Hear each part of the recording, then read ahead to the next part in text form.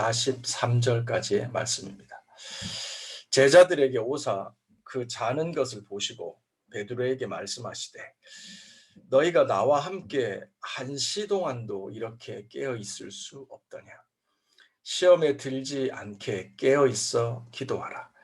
마음에는 원이로되 육신이 약하도다 하시고 다시 두 번째 나아가 기도하여 가라사대 내 아버지여 만일 내가 마시지 않고는 이 잔이 내게서 지나갈 수 없거든 아버지의 원대로 되기를 원하나이다 하시고 다시 오사 보신즉 저희가 자니 이는 저희 눈이 피곤함일러라. 아멘. 아멘. 자, 하나님의 말씀입니다. 오늘은 종료주일이죠. 예수님 시대에 이제 고난주간이 시작되는 종료주일입니다. 예수님 시대에 오늘 이스라엘의 예루살렘의 많은 사람들은 그 입성하시는 예루살렘 성에 낙이 타고 입성하시는 예수님을 보시면서 드디어 우리에게 메시아가 오는구나 라고 기뻐했죠. 그 마지막 일주일이 시작되는 종료주일입니다. 근데 오늘 본문은 이제 종료주일을 지나서 이제 좀 나중에 예수님이 체포되시기 바로 전인 그 겟셋마네 동산에서 기도하시는 그 내용이죠. 우리가 너무 내용을 잘 아는데요. 오늘 하나님 주시는 메시지를 좀 육신이 약하도다 라는 제목을 가지고 말씀을 좀 살펴보도록 할게요. 제가 그림을 하나 보여드리겠습니다. 여러분들. 이게 겟셋마네 동산에서의 기도라는 제목으로 그려진 그림이죠. 여기 보면 예수님께서 기도하고 계시죠. 여기서 무릎을 꿇고 기도하고 계십니다. 그리고 여기 제자들은 정말 편하게 잠들어 있죠. 잠들어 있고 또 재밌는 게 오른쪽 여기 보시면 이 맨 앞에 가룟 유다가 보이시죠. 가룟 유다와 대제사장들과 군대들이 예수님을 잡으러 오고 있습니다. 그러니까 이 그림은 여러 가지 메시지를 전달하지만 이렇게 임박한 미래, 자신들을 체포하러 오는 예수님을 체포하러 오는 이 일이 코앞에 왔는데도 전혀 알아채지 못하고 이렇게 잠들어 있는 3명의 제자들의 모습을 거의 그림의 3분의 1로 표현하고 있습니다. 예수님을 위해서 기도하고 계시는 모습, 거의 3분의 1을 할애한 제자들이 잠들어 있는 모습, 이렇게 표현하고 있죠. 또 우리에게 잘 알려진 겟셋마네 동산의 기도라고 할 때 이 그림 많이 보셨을 거예요. 실제로 이 그림이 예수님의 겟셋마네 동산의 기도라는 이름으로 가장 많이 팔린 그림이라고 해요. 겟셋마네 동산에서 예수님께서 기도하시는 모습이죠. 그런데 이 그림은 우리에게 익숙하고 되게 깔끔하고 좋은 그림이지만 좀 성경적이진 않아요. 예수님의 겟셋마네 동산에서의 성경의 기록들을 많이 담아내고 있지는 못해요. 왜냐하면 우리가 아는 것처럼 예수님의 겟셋마네 동산의 기도는 땀을 피처럼 흘리시는 간절한 기도였거든요. 근데 이 기도는 그런 부분을 담아내지 못하고 있죠. 그리고 예수님이 겟셋마네 동산에서의 기도 드릴 때 예수님의 심정이라고 하는 건 정말 괴로웠거든요. 고민스럽고 힘들었거든요. 하나님의 뜻과 내 뜻, 인간의 육신을 입고 온 예수님이 어떻게든 그걸 좀 피해보려고 하는 솔직한 마음과 하지만 하나님의 뜻이라면 그걸 제가 받겠습니다 라고 하는 내 뜻과 하나님 뜻 사이에 치열한 갈등이 있는 게 겟셋마네 기도인데 이 그림은 그런 거를 담아내고 있지는 못하죠. 근데 이 그림 말고 또 다른 그림이 하나 있어요. 이거는 나중에 살펴보겠지만 누가복음을 좀 모토로 한 그림인 것 같아요. 예수님께서 굉장히 지쳐 계시죠. 말씀드린 것처럼 겟셋마네 동산은 땀을 피처럼 쏟아내는 간절한 기도였죠. 그러므로 기도자였던 예수님은 이렇게 지칠 수밖에 없는 기도였어요. 근데 누가복음에 보면 예수님의 그 기도를 천사가 도왔다라는 기록이 있죠. 그래서 그 내용을 이 그림은 잘 표현하고 있는 그나마 좀 성경적인 겟셋마네 동산의 기도가 아닌가 싶습니다. 자, 겟셋마네 동산의 기도. 마태복음 26장, 마가복음 14장, 누가복음 22장에 기록되어 있는데요. 특별히 마태복음과 마가복음은 내용이 좀 비슷해요. 메시지의 결이 비슷합니다. 근데 누가복음 22장은 조금 다른 메시지를 전해요. 그래서 입체적으로 말씀을 좀 저희가 볼 필요가 있죠. 먼저 마태복음과 마가복음의 특징을 보면 마태복음 26장, 우리 큐티 본문이죠. 베드로와 세버대의 두 아들을 데리고 예수님이 가시죠. 그때 말씀하십니다. 내가 고민하고 슬퍼하사. 예수님의 감정을, 심정을 얘기하시죠. 말씀하시되 내 마음이 심히 고민하여 죽게 되었으니 너희는 여기 머물러 나와 함께 깨어서 기도해라. 라고 예수님이 말씀하시고 첫 번째 겟셋마네 동산의 기도를 하러 가십니다. 마태복음과 마가복음은 거의 비슷한 내용을 기록하고 있는데요.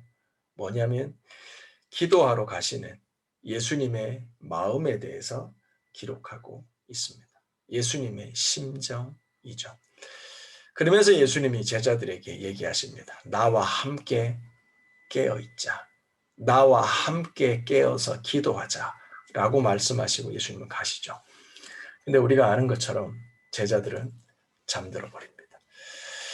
여기서 함께 우리가 좀 나누고 싶은 게 함께 한다라고 하는 거죠. 함께 한다라고 하는 건 사실 몸이 같이 있는 게 함께 하는 건 아닙니다.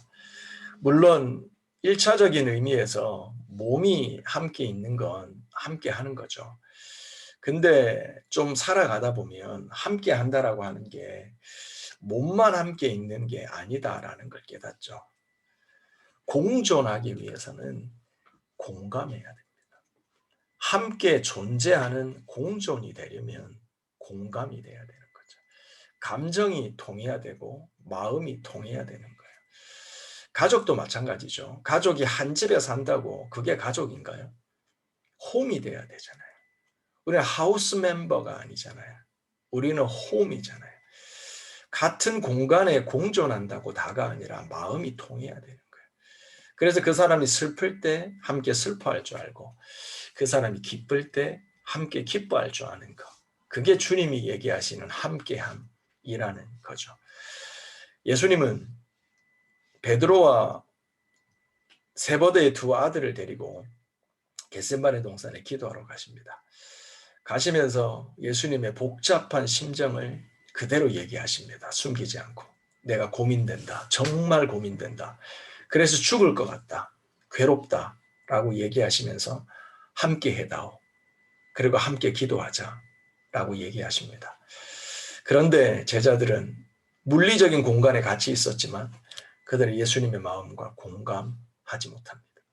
그러므로 그들은 잠들어 버렸습니다. 누가복음입니다. 예수께서 힘쓰고 애써 더욱 간절히 기도하시니 땀이 땅에 떨어지는 핏방울 같이 되더라. 누가복음 22장 24절 말씀입니다. 누가복음은 마태복음, 마가복음하고 다르게 예수님의 내면보다는 밖에서 보여지는 관찰적인 내용을 우리에게 알려줍니다. 예수님이 기도하시는 모습입니다. 힘쓰고 애써서 간절히 기도하셨는데 그 기도하시는 모습이 땀이 흘러내리는, 그런데 그 땀이 핏방울과 같이 쏟아지는 그런 간절한 기도였다라고 기록하고 있죠.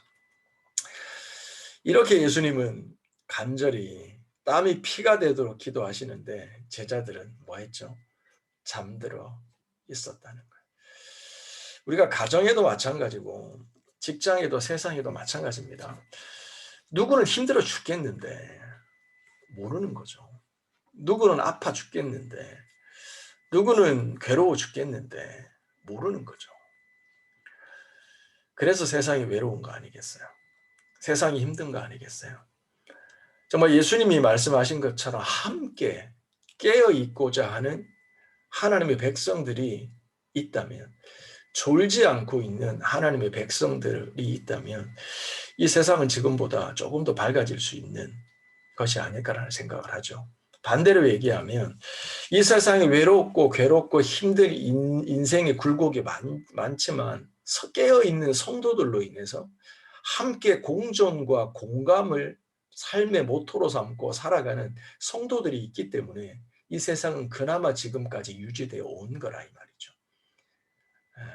소리도 없이 빛도 없이 하나님이 두신 자리 속에서 외로워하는 자들과 함께 외로워하고 슬퍼하는 자들과 함께 슬퍼하고 그들과 동고동락하는 빛과 소금의 자녀들이 있었기 때문에 이 세상은 그나마 오늘날까지 유지되어 왔던 거라 이 말이죠. 하지만 예수님의 겟세마네 동산에서의 모습은 외롭습니다. 홀로 애쓰고 계십니다. 제자들은 잠들어 있습니다. 근데 우리가 이렇게 마태복음과 마가복음, 누가복음을 보면 착각하지 말 거는 뭐냐면, 오해하지 말 거는, 예수님이 뭐 때문에 저렇게 고민하시나? 왜 저렇게 슬퍼하시나? 왜 저렇게 간절히 기도하시나? 뭐 때문에 그러나? 우리가 기도하는 그것 때문에 그러나? 우리와 같은 기도 제목인가? 아니면 다른 뭐 때문에 기도하시나? 라고 하는 기도의 내용이 사실 핵심이에요. 괴로움이 핵심이 아니라 무엇 때문에 괴로워하시나? 무엇을 위해서 저렇게 간절히 기도하시느냐? 이게 중요한 거죠. 내 아버지여, 만일 할만하시거든 이 잔을 내게서 지나가게 하옵소서.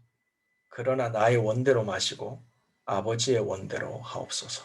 마태복음 29장 39절입니다. 예수님이 괴로워하셨던 이유입니다.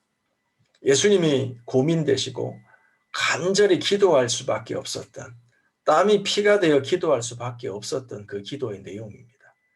나의 뜻과 아버지의 뜻이 다르기 때문에. 그걸 깨닫고 내 뜻을 내려놓고 하나님의 뜻을 수용하고 하나님의 뜻을 접수하고 그 뜻에 순종하기 위해서 그분은 그렇게 고민하고 그렇게 힘써서 간절히 기도했던 겁니다. 사랑하는 성도 여러분, 육신을 입고 오신 하나님의 아들 예수님도 육신의 장막을 입고 있기 때문에 육신의 소욕과 육신의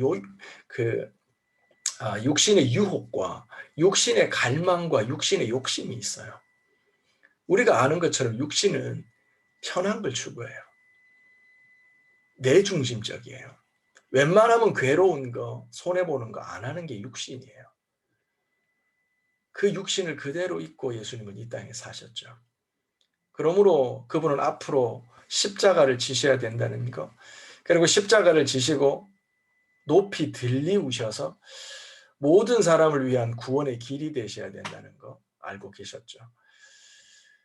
그 십자가의 길, 골고다의 길을 그분이 가고 싶으셨겠어요. 인간 예수는 괴로웠던 거죠.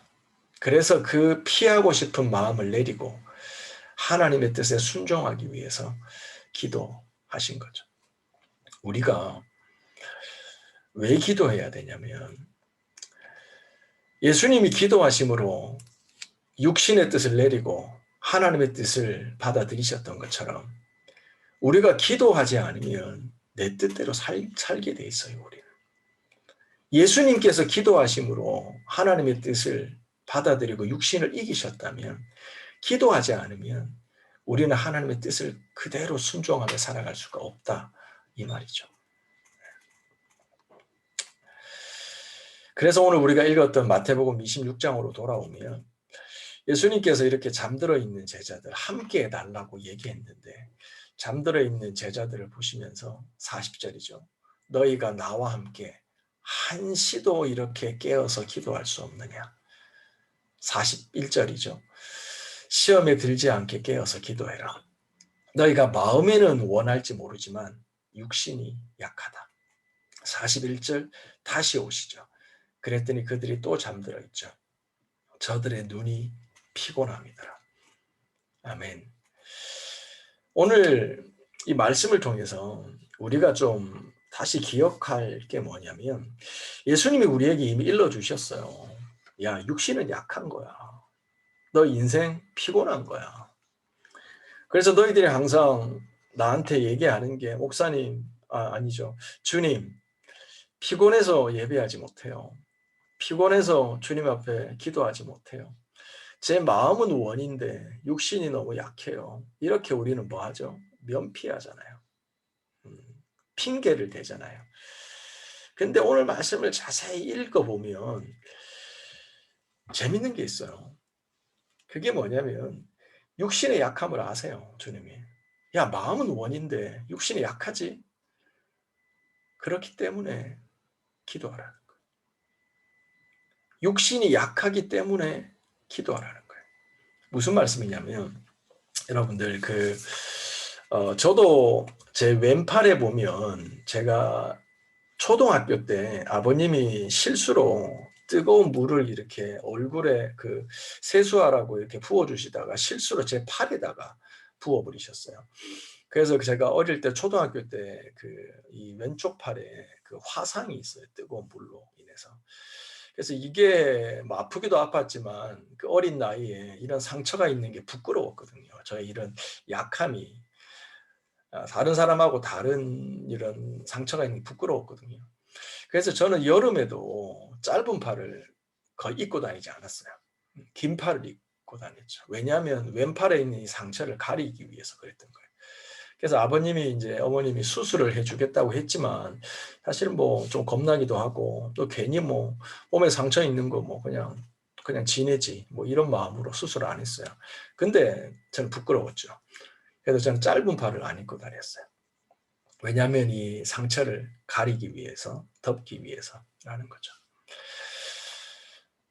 이해가 좀 되셨는지 모르겠지만 우리가 약하다, 우리의 약점을 알면 그것들을 보완하고 커버할 수 있는, 그대로 놔두면 안 됩니다. 그거를 보완할 수 있는 방법을 마련해야 됩니다. 그냥 힘들다고, 우리가 약하다고 말만 하고 그냥 그대로 놔두면 제자리 걸리는 거죠. 예수님께서 너희가 육신이 약하다, 너희들의 마음은 원인가 아는데 육신이 약하다고 알려주셨으면 그 약한 것을 극복하기 위한 어떤 대안들을 마련해야 된다, 이 말이죠. 그래서 그 대안으로 제시하신 게 뭐냐면 예수님이 너희는 기도해라는 거예요. 뒷부분에 살펴보겠지만 예수님께서 지금 기도하시는 이 상황은 정말 기도하기 쉽지 않은 상황이에요. 그리고 지쳐있는 상황이에요. 근데 예수님이 기도하실 때 누가복음에 보면 하늘로부터 천사가 내려와서 예수님의 기도를 도와주었더라. 힘을 보태었더라 라고 되어 있어요. 무슨 말이냐면 기도할 힘이 없어요. 예수님도. 기도하기 너무 괴로워요. 그냥 기도의 자리는 지키고 습관을 따라 왔지만 정말 기도할 힘과 마음이 없는 거예요. 근데 기도의 자리에 나아가서 때를 따라 도우시는 은혜의 보좌 앞에 나를 드릴 때 그때 하늘로부터 힘이 공급되어지는 거예요. 육신이 약하기 때문에 약한 채 놔두는 게 아니라 강한 하나님의 은혜와 힘이 공급되어지는 곳으로 나아가는 게 필요한 거예요. 약한 모습 그대로 살아가는 게 아니라, 실패하는 모습 그대로 살아가는 게 아니라 약한 모습이 변화될 수 있는, 연약한 모습이 극복될 수 있는 그 자리로 예수님은 나가셨던 거예요. 그러므로 하늘로부터 하나님의 천사가 내려와서 그에게 힘을 보태어 끝까지 그 겟세마네 기도를 하게 하고 그 기도를 통해서 십자가를 질 수 있는 능력과 힘이 공급됐다, 이 말인 거예요. 그러므로 사랑하는 성도 여러분, 이런 얘기 들어보셨죠? 무슨 광고의 카피 같지만 바쁘기 때문에 기도합니다. 괴롭기 때문에 기도합니다. 할 수 없기 때문에 기도합니다. 바쁘기 때문에 기도한다는 거죠. 괴롭기 때문에 기도한다는 거죠. 할 수 없기 때문에 기도한다는 거죠. 왜요? 하나님이 능력을 공급해 주시기 때문인 거죠. 아까 우리가 살펴봤던 그림이죠. 지쳐 계십니다. 예수님이. 기도할 힘조차도, 십자가를 힘조차도 없어 보이십니다. 하늘로부터, 사자가 하늘로부터 예수께 나타나 힘을 돕더라. 우리에게 필요한 건요, 사실 믿는 자나 믿지 않는 자나 세상사 경험하는 거 똑같습니다. 해 아래 새 것이 없습니다, 여러분. 예수 잘 믿는다고 태풍이 올 때 태풍이 피해가지 않습니다. 비바람이 불 때 예수 잘 믿는 집만 놔두고 토네이도가 이 땅을 치지 않습니다. 인생사 겪는 괴로움은 똑같습니다. 근데 믿는 자와 믿지 않는 자의 차이가 있습니다. 그게 뭐죠? 열린 하늘입니다. 하늘로부터 오는 힘을 공급받는 가정과 사람이 있고, 여전히 닫힌 하늘로 이 세상의 폭풍과 태풍과 파도에 실망과 좌절하면서 그렇게 고개 숙이고 사는 사람, 이렇게 갈려진다는 거예요. 열린 하늘을 가지고 사느냐, 하늘을 닫힌 채 닫아두고 사느냐라는 거죠. 예수님은 육신이 약하셨습니다. 왜? 약한 육신을 입고 이 땅에 오셨으니까요. 그리고 제자들에게 알려주십니다. 육신은 약한 거야. 그 육신을 의지하며 살지 마. 하늘로부터, 열린 하늘로부터 오는 공급이 있는 거야. 하나님이 우리의 공급자야. 이건 그분이 아셨죠. 그러면 지친 예수님이 기도하실 때 하늘로부터 힘이 공급되어진 겁니다. 이 말은 육신이 약하다는 것을 아시고 하늘을 의지하신 거죠.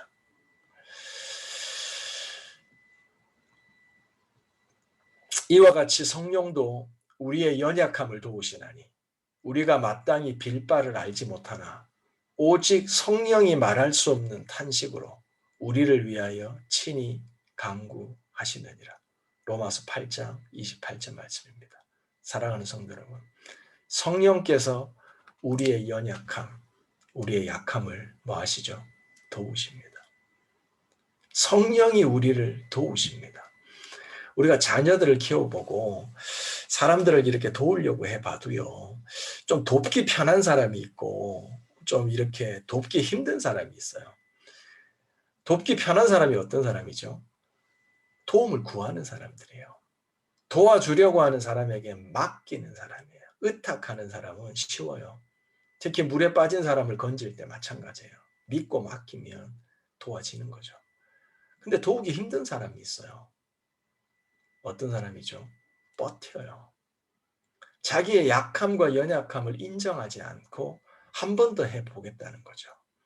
육신이 약하다고 얘기를 해줬는데 그 육신으로 한 번 더 해보겠다는 거예요. 하늘로부터 내려오는 조력자 성령 하나님의 손을 뿌리치는 거예요. 그러면 성령께서는 우리의 연약함을 돕고자 하셔도 도울 수가 없는 게 되는 거죠. 사랑하는 성도 여러분, 하나님이 왜 우리에게 어려움을 주시나요? 왜 우리에게 실패를 주시고 어려움을 주시나요? 왜 우리에게 하나님께서 이 코비드 19이라고 하는 전무후무한 이 고난을 주시나요? 그 뜻을 다 헤아릴 수 없겠지만 그 중에 한 가지는 분명합니다. 이 전 지구가, 전 세계가, 이 인류가 만들어낸 그 교만함, 동물의 영역과 자연의 영역까지 정복하고 치고 들어가 하나님이 정해놓으신 경계와 울타리를 허물어버린 그 무모한 발전과 끝이 없는 브레이크 없는 발전이 초래한 비극입니다. 하나님의 창조 질서를 무너뜨리는 데 대한 대가라 이 말이죠. 한마디로 교만한 인간이 브레이크 없이 만들어낸 발전의 결과라 이 말인 거죠. 그러므로 하나님이 코비드 19의 이 시대에 우리에게 원하시는 분명한 여러 가지 메시지가 있겠지만 그 중에 분명한 한 가지 메시지는 뭐죠? 겸손입니다. 겸손입니다. 창조주 하나님을 인정하고 그분 아래 겸손히 우리들의 자리를 지켜 나가는 겁니다. 성령 하나님이 도우시는 그걸 인정하고 그분께 우리를 맡겨드리는 게 필요합니다. 기도하다 보면요, 기도가 잘 될 때도 있고 기도가 잘 안 될 때도 있잖아요. 기도하고 싶을 때도 있고 기도 안 하고 싶을 때도 있어요. 근데 여러분들, 기도에 있어서 제일 중요한 게 뭐죠? 기도에 있어서 제일 중요한 건 기도하는 거예요. 잘하는 거 못하는 거 중요하지 않아요. 기도에서 제일 중요한 건 기도하는 거예요. 기도의 자리에 가는 거, 기도의 자리에 내 몸을 갖다 놓는 거, 그리고 그 자리에서 그냥 하나님이 알아서 하시도록 하는 거예요. 그래서 때로는 기도가 잘 풀리기도 하고요. 때로는 기도가 퍽퍽하게 막히기도 해요. 그런데 그 기도의 자리에 나를 드리면 성령 하나님께서 그 자리에서 우리의 연약함, 우리의 기도하기 싫음, 우리들의 게으름을 돕기 시작하세요. 그래서 나는 분명히 조금 5분 전까지 기도하기 싫었는데 5분 전까지 내 기도가 너무 드라이하고 퍽퍽했는데 성령 하나님이 도우시는 게 느껴져요. 그러면서부터 기도가 풀리기 시작해요. 옛날에 우리 엄마 아빠들이 뭐라 그래요? 기도줄이 잡힌다 그러죠. 그러면서 방언 기도가 되고 영의 기도가 되고 깊은 기도가 나오는 걸 느끼게 돼요. 그게 뭐죠? 말할 수 없는 탄식으로 성령께서 우리들의 기도를 돕는 거예요. 육신이 약하죠. 틀림없습니다, 여러분들. 근데 질문 드리죠. 근데 왜 육신을 의지하며 사세요? 육신이 약하다니까요. 육신이 약하기 때문에 그 육신을 의지하며 사는 거는 미련한 거예요. 약하다는 걸 인정하고 하나님의 강함을 공급받아야 돼요. 그 공급받는 자리가 어디냐면 하나님의 보좌예요. 하나님 앞에 기도의 자리에 예배의 자리에 하나님의 은혜의 보좌 앞에 나를 드릴 때 그곳에서 우리는 뭐예요? 차징이 되는 거예요. 차징이 되는 거예요.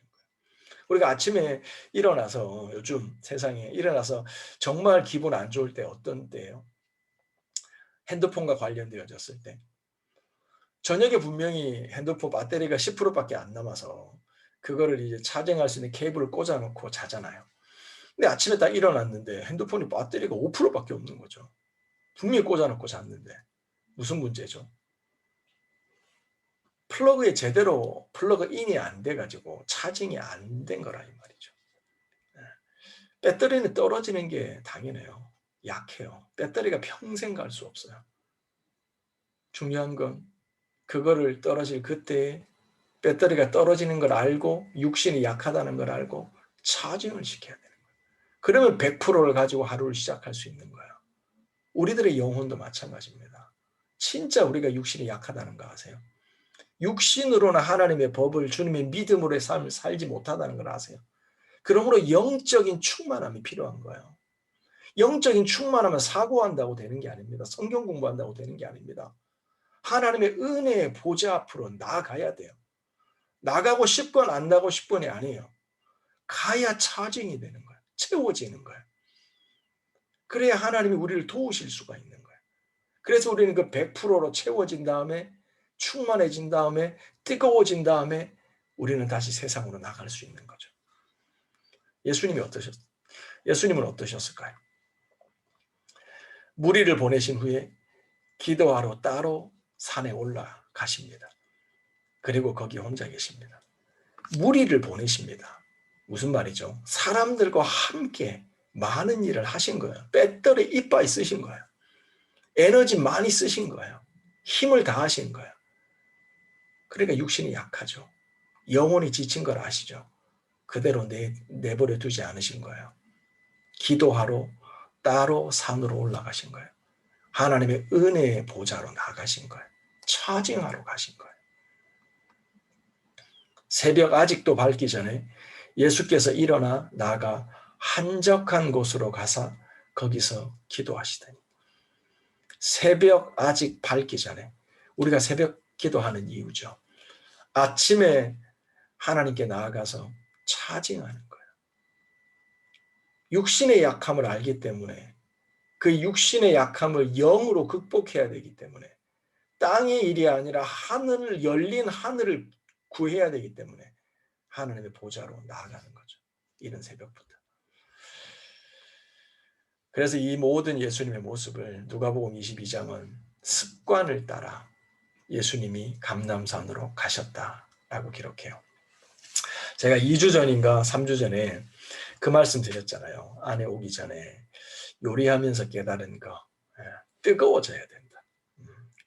음식을 하다 보면 끓여야 된다는 거죠. 끓어야 음식이 된다는 거죠. 우리 신앙도 뜨거워야 된다는 거예요. 충만해야 된다는 거예요. 그런데 계속 끓을 수 없다는 거죠. 한 번 끓으면 그 다음에는 그 끓는 걸 유지해야 되는데 유지할 때는 최대 화력이 필요 없다니까요. 최소한의 화력으로 그거를 유지해야 계속 끓어요. 불을 확 끄는데도 계속 끓어요. 유지가 돼요. 그때부터 음식 재료 안에 있는 맛이 우러나오기 시작해요. 우리들의 내면을 돌아보게 돼요. 하나님의 뜻대로 살고자 하는데 잘 안 되는 원인들이 누구 때문이 아닌 거예요. 무엇 때문이 아닌 거예요. 내 안에 원인이 있다는 걸 깨닫는 거예요. 가시가 있고 돌이 있고 여러 가지 딱딱한 완고함이 있는 걸 깨닫는 거죠. 그 내면의 거를 만지도록 하나님께서 일하시게 하는 그런 작은 불로도 뜨거움을 유지할 수 있는 단계로 전환돼야 되는 거죠. 그 최소한의 화력이 뭐임이에요? 습관을 의미하는 거예요. 경건한 습관이 필요한 거예요. 뜨겁게 집회 때처럼 찬양하지 못해도 부흥사 목사님이 주시는 불같은 말씀은 없을지 몰라도 그 화력은 아닐지 몰라도 우리들의 채워짐과 충만함과 뜨거움을 유지할 수 있는 일용할 양식이 우리에게 지속적으로 공급되어져야 된다는 거예요. 이게 거룩한 습관이에요. 예수님은 감람산의 습관을 따라 기도하라고 하셨던 거예요. 그분이 앞에 이렇게 사셨다면 우리도 마찬가지인 거죠. 그래서 이건 성경 말씀은 아니지만 우리 주일학교에서 하는 것처럼 땡땡을 한번 채워봅시다. 땡땡이 성품을 만들고 땡땡이 결정짓는다. 뭘까요? 습관이 성품을 만들고 성품이 결정짓는다. 사랑하는 성도 여러분, 성품은 성격이 아닙니다. 기질이 아닙니다. 기질과 성격은 쉽게 변하지 않아요. 확 변하는 사람 보기도 봤어요, 저는. 근데 대부분은 변하지 않아요, 쉽게. 그러면 그 기질과 성격으로 평생 예수 믿는 건가요? 아니에요. 그것 내 성격과 기질 플러스 뭐예요? 습관 이퀄 성품이에요. 너희는 그리스도의 성품에 참여하는 자가 되라 그랬잖아요. 그러니까 이 성품은 나의 성격과 기질을 얘기하는 게 아니에요. 그 잘 안 변하는 나의 성품과 자아에 뭐요? 거룩한 습관으로 그거를 다스리고 통치하는 거예요. 그러므로 이 예수께서 내 자아를 다스리시는 이 내면의 또 다른 하나의 캐릭터가 형성이 되죠. 그게 거룩한 성품이에요. 그러므로 이게 훈련되어지고 준비가 되어져야 주의 길을 갈 수가 있는 거예요. 이 거룩한 성품이 안 되면, 거룩한 습관이 형성이 안 되면 우리는 끊임없이 내 자아의 벽을 넘지 못해요. 육신의 벽을 넘지 못해요. 이 최소한의 화력으로 뜨거움을 유지하는 게 뭔지 머리로는 이해가 되는데 삶으로는 이해가 안 된다는 거예요. 그러므로 우리가 이 종료주의를 맞아서 이제 고난주간 이제 시작됩니다. 내일부터 이제 시작되는데 이번 일주일 부터 시작합시다, 여러분들. 거룩한 습관을, 거룩한 성품에 도전합시다. 이미 해오고 있다면 더 완성도를 높여갑시다. 세상 사람들이 60일 혹은 66일을 투자하면 그럼 언제죠? 2달입니다. 새로운 습관이 형성이 된대요. 그러니까 우리 안에 변화를 시도할 수 있는데 60일만 2달만 투자를 하라는 거죠. 그 시작점이 언제요? 2021년 고난주간입니다. 이때 여러분 새벽 기도에 도전하십시오. 하나님 앞에 나가는 이 거룩한 습관에 도전하십시오. 그리고 최소한의 화력으로 뜨거워진 우리들의 심령을 유지하며 거룩한 신부로 주님을 기다리는 그런 교회, 가정, 개인 되어지기를 원합니다. 자, 우리 이 시간 주신 말씀 기억하면서 기도하는 시간 가집시다. 주신 말씀 가지고요. 여러분 이게 은혜의 보좌입니다. 은혜의 보좌. 하나님 우리를 도우시는 보좌죠. 그 보좌에 때를 따라 돕는 은혜를 얻기 위하여 그 은혜의 보좌 앞으로 나가야 됩니다. 이게 거룩한 습관입니다. 우리 기도합시다. 주신 말씀 기록하는 시간 가지고요. 기도하는 마음으로 기록하시고 또 기록하신 분들은 우리 기도하면서 우리 하나님 앞에 나가는 시간 가집시다.